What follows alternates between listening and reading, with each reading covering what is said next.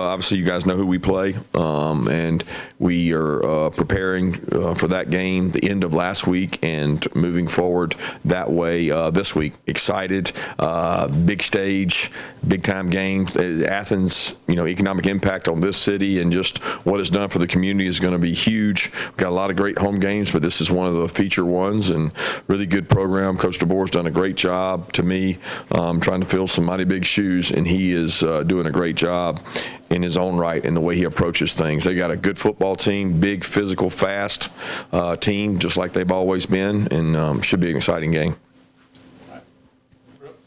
Yeah, Coach, how have you seen this Alabama offense change year over year? Obviously, the quarterback has changed, but how has their identity changed, if at all? Well, I mean, Ty's different than Milroe. You said it. So there's a difference in that. But he's a really good athlete. Like, he's a tremendous athlete. He played in games last year, and you watch all the snaps he took, and he has 60, 70, 80-yard runs that are, running down the field, outrunning good defenses. So he's a talented player. I would say he's probably the hottest quarterback right now in all of college football. His two last outings, I don't know that I've seen an incompletion. Like, the ball does not hit the ground. He's been accurate. He's been quick with the ball. They're really hard to defend because of their skill. They've got tremendous skilled receivers, backs, tight ends, but you got to have a trigger guy that can get those guys the ball, and they do.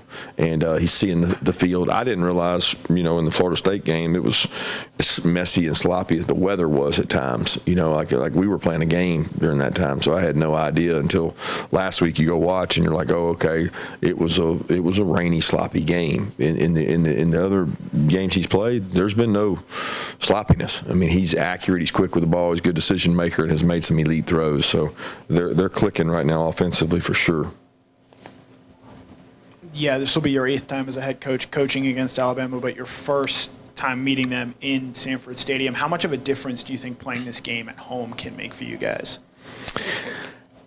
Being at home is an advantage, just as I say going on the road is hard. Going on the road last year to play the games we played, hard. Going to Tennessee a couple weeks ago was hard. Playing at home, it helps. The atmosphere helps. The crowd noise helps. Being familiar with your surroundings and all that stuff helps. But at the end of the day, you got to go play football, and it comes down to matchups. It comes down to who blocks and tackles the best, who executes and does things in the key moments of the game. So certainly glad it's at home, but we still got to play well.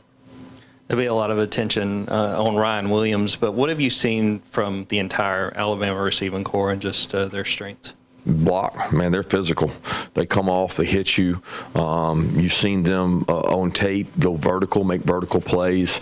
Obviously, the talent Ryan has, but there's a lot of people that focus on him and try to take him out of the game. And, the Bernard kid has been incredible. I feel like he's been there forever, and he's only been there in his second year. He came with those guys. He is the catalyst to that offense because he does so much.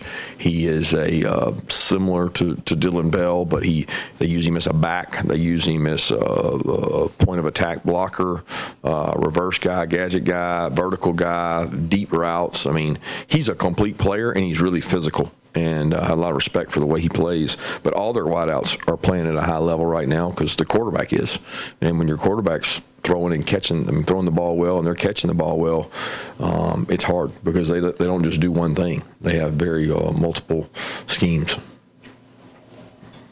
Kirby, on the home atmosphere, I know the athletic department has done some tangible things to try and improve the atmosphere over the years. Do you think it is a much tougher place to play than it used to be? I don't know it's hard to what you referenced there. I mean, the toughest place to play is where the best players are. So, when you have really good teams, they're hard to play against. I don't know that the atmosphere alone makes it that way. I mean, I've played in some there's a point of no return, like A&M. It's really loud. I played when I coached there, when I coached at Alabama, Auburn, one of the hardest places, Tennessee, one of the hardest places. I mean, they're all hard. LSU, they're all really hard to play in, and I think ours fits in that same category of hard to play in. But it's what you're playing against that makes the difference. I don't like make it about the athletic department and what kind of atmosphere they create. The fans create the atmosphere, not the athletic department. And our fans have done a great job of giving us a competitive home field advantage that is equal to other places in the SEC. Yeah, now that you've had some time to look at the film and sit on it, what kind of were your biggest takeaways from what the offense was able to do against Tennessee, and what were some of the areas y'all tried to focus on in the bye week to build on a performance like that on the road, like you said? Yeah, we're trying to get better at everything. Like I can't sit here and tell you there's one area of like, okay, we got to do this, got to do this. We got to score touchdowns in the red area. We got to be able to run the ball efficiently. We got to be able to play action. Got to be able to drop back. Got to be able to perimeter block. I mean, there's nothing that didn't need work coming out of the Tennessee game. We didn't go back and say, man, we're really good at this. Let's put this on the back burner and let's go work on these other areas. We work on everything every day because we need everything every day. So the days we worked last week, the 3 or 4 days we worked, we targeted different areas and tried to get better at them. Coach, obviously there was a lot of similarities between the two teams under Coach Saban. Have you seen a difference in just how you guys would prepare for this version of Alabama now that they've kind of started to morph into, kind of more of what Coach DeBoer wants to do with his team? Yeah, I don't know where that question's going. I mean, how do you prepare for any team? We prepare for every team the same. We don't go, okay, we got to prepare for Tennessee differently than we prepare for Alabama. We prepare by doing what they do and trying to do it better than they do it in terms of the look we give our guys, which is really hard to simulate. But I don't see it like, okay, Coach DeBoer's there. We got to prepare this kind of way. They're a really good football team with really good players.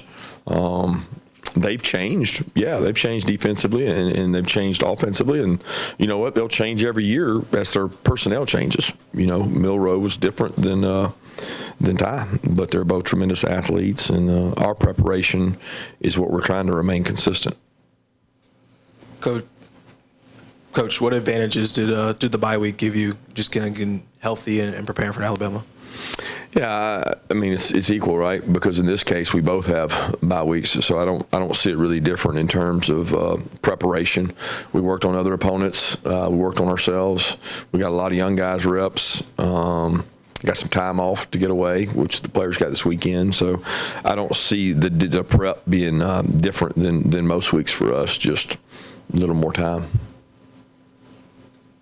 You talk about explosive plays all the time. Is Ryan Williams the definition of that any moment he catches the ball and it's his hands, he can create an explosive play? Yeah, he's a dynamic receiver. When you got a guy that's a 100-meter champ and explosive and got the ball skills he has, I mean, he possesses all the traits of elite wideouts: make you miss, vertical threat, quickness, toughness. I mean, he's an all-around great player, and he's proven to be an explosive play waiting to happen. Kirby, what's your impressions of their running back core, and what difference can Jam Miller make if he's back?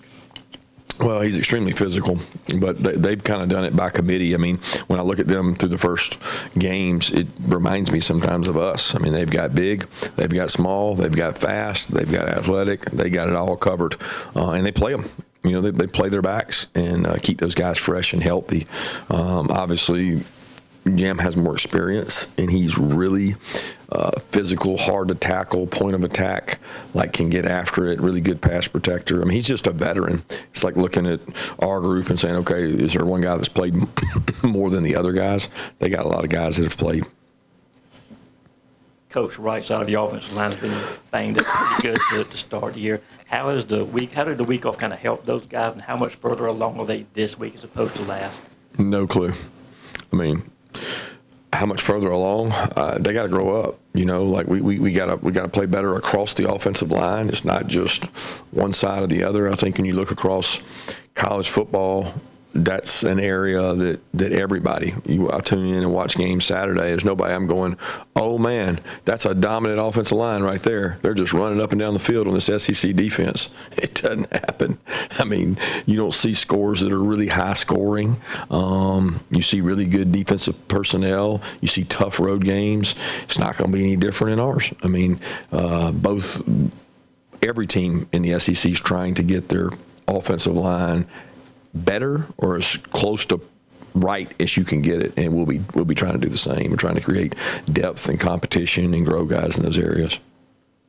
Yeah, we've seen Zach Branch take a couple of short passes for touchdowns. I guess one, just what have been your impressions of him in that area of the game, but also where do you think, or what have been your impressions of the receivers and tight ends and the perimeter blocking, some of these RPOs and things like that? Zach's been great. He's a hard worker.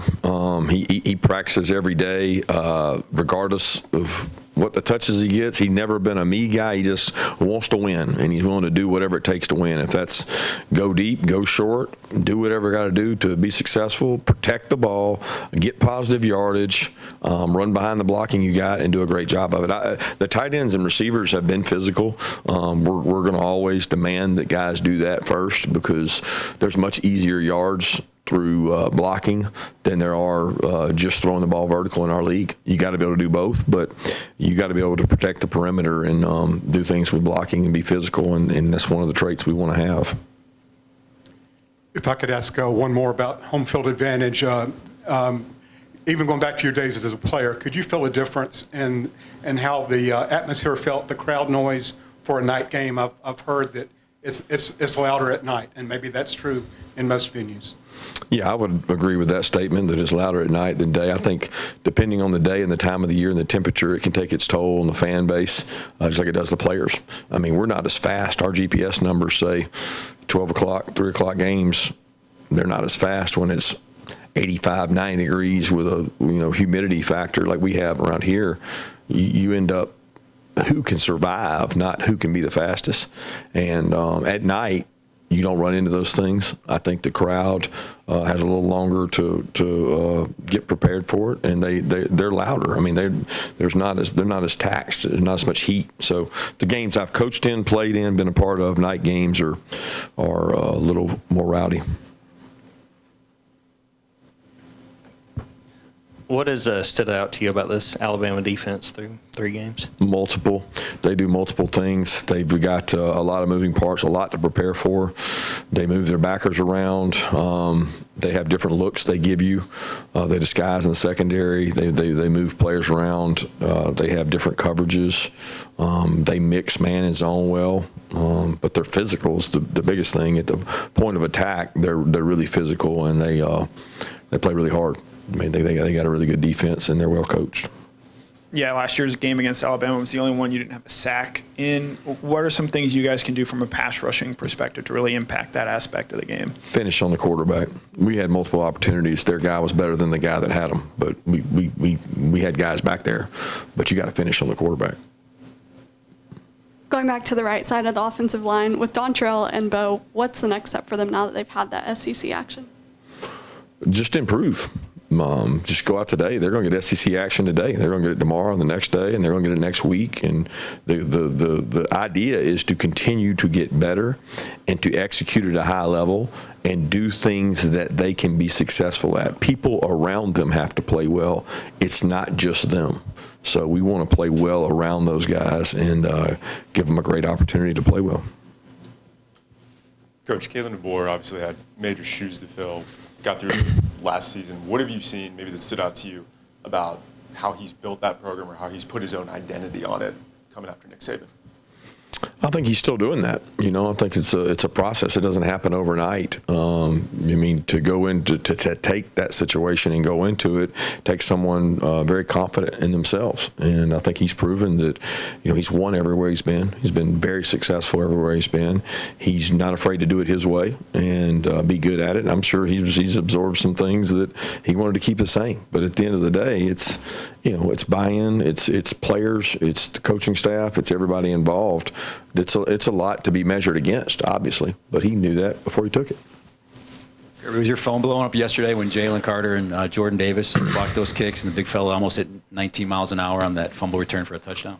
Yeah, I didn't get it right away. I had some people, and we were working in the building, and people reached out to me and started sending text, and then I asked somebody to send the video, and our video guy, Jeremy Klosky, sent me the clip of it, and I was like, I've seen that before, because he's blocked a lot of field goals around here in terms of his force and his ability to get off, and then the scoop and score too. I mean, he looks physically great and looks really good. I just did a Zoom with Matt Stafford this morning, and it's pretty amazing to hear him talk about those guys and having to go against them and thinking they had the game won and then have it stolen from them like that. Got time for one more question for Coach. Anybody? You were talking about the pass rush last year against Alabama. This year, I think you guys have 4 sacks. How do you guys evaluate where you are, not necessarily in the sacks, but just in pressure on the quarterback getting, havoc? Well, we evaluate it based on opportunities, right? And we haven't had a lot of opportunities. I think people try to measure those things just on statistics and rankings, and can't do that. We played a very heavy run team in Tennessee and a team that we were behind ultimately. And then the other 2 opportunities, we had the lowest number of snaps we've ever had. Didn't get many opportunities to, and we also subbed out a lot of guys. So I don't sit here and say, oh my gosh, I'm so concerned about our pass rush. We got to do a better job in everything we do. But I feel good about the rushers we have, and we've got to go out and execute. When we get an opportunity to rush, we got to rush. Thank you, Coach. Thank you.